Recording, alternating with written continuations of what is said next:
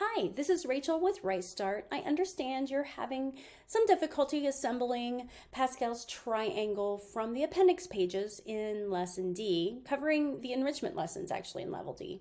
So I wanted to kind of walk you through how to do that. So there are 4 pages in the appendix that you will be using for this project.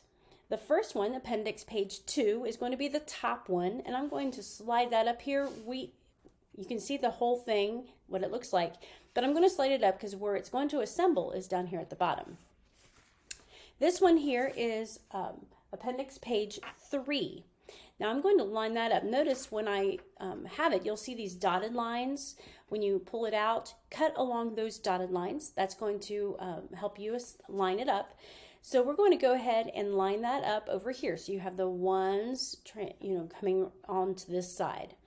Notice the top part of this paper is actually covering up some of these hexagons. That's okay, because that's going to be replaced later on. Then we're going to take appendix page 4, and we're going to do the same thing. And basically these are lined up right next to each other. So now we have the ones lined up down here, the ones lined up down there. Now we're left with the other appendix page, and we have to do a little bit more cutting.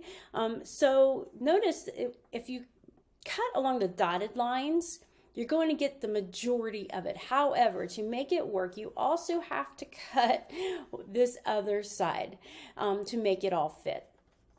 So I'm just going to place that here, just like this, and we're going to line that up.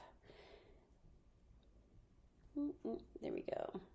So that we're pretty much on it. So, and then I would tape it or glue it, however you feel like it, however you feel. But notice here we have the extra part of that hexagon included on that top row.